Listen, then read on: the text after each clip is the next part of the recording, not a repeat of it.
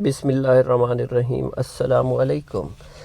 میرے گھر کے قریب ایک آٹو ورکشاپ تھی جہاں ایک چھوٹا سا لڑکا کام کرتا تھا جسے سب چھوٹو کہہ کر پکارتے تھے۔ اس لڑکے کی عمر 9-10 سال ہوگی۔ میں اپنے اسکول کے ساتھیوں کے ساتھ آتے جاتے اسے دیکھا کرتا تھا اور اپنے ساتھیوں سے کہتا تھا کہ شکر ہے میں یہ کام نہیں کرتا، ورنہ میرے کپڑے بھی اس کی طرح گندے ہوتے اور مجھے بھی ان گندے ٹائروں کو ہاتھ لگا کر کھولنا پڑتا۔ وقت گزرتا گیا، میں چھٹی سے میٹرک تک پہنچ گیا۔ چھوٹو بھی اب بڑا ہو گیا اور اب وہ زیادہ اعتماد سے کام کرتا تھا، مگر کپڑے اب بھی وہی میلے کچیلے ہوتے۔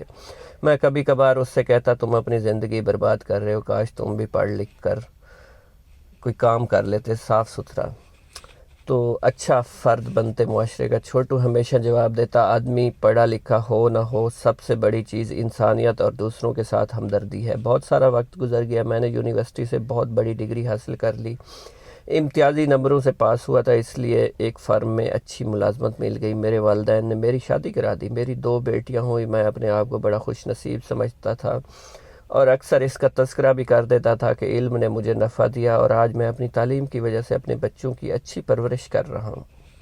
ایک بار میں اپنی کار میں کہیں جا رہا تھا کہ اچانک پنکچر ہو گیا۔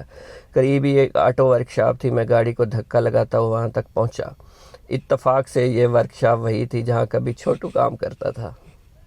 وہاں ایک کاریگر نے ٹائر کھولا، ایک شخص پر نظر پڑی جو گیراج کا مالک لگ رہا تھا، مگر وہ بھی میلے کپڑوں میں تھا۔ میں نے غور سے دیکھا یہ چھوٹو ہی تھا اور اس سے زیادہ تعجب مجھے ان چند نوجوان کاریگروں پر ہوا جو کافی پڑھے لکھے اور مہذب لگ رہے تھے اور بہت ہی ادب سے بات کر رہے تھے۔ میں قریب گیا اور چھوٹو کو سلام کیا، وہ بھی مجھے پہچان گیا۔ کچھ دیر بات ہوئی، پنکچر لگ چکا تھا۔ میں چھوٹو سے رخصت ہوا اور جاتے ہوئے ان نوجوانوں کو بتایا اس ورکشاپ کا مالک چھوٹو میرا پرانا واقف کار ہے۔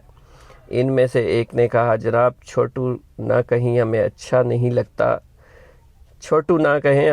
لگتا، آج جو ہم آپ کے سامنے ہیں تو ان ہی کی بدولت ہیں۔ ہماری فیس، یونیفارم، کتابیں سب خرچ یہی اٹھاتے ہیں۔ ہمارے ہاں کئی اور طالب علموں کا خرچہ بھی یہی اٹھاتے ہیں، یہ چھوٹو نہیں، یہ تو ہمارے لیے رحمت کا فرشتہ ہے۔ ان کی یہ باتیں سن کر میں سوچ میں پڑ گیا کہ میں نے پڑھ لکھ کر بڑا کام کیا یا اس نے دوسروں کو پڑھا لکھا کر بڑا کام کیا۔ ویورز، آپ کو میری یہ سٹوری کیسی لگی؟ سٹوری اچھی لگی ہو تو چینل کو سبسکرائب کر دیں۔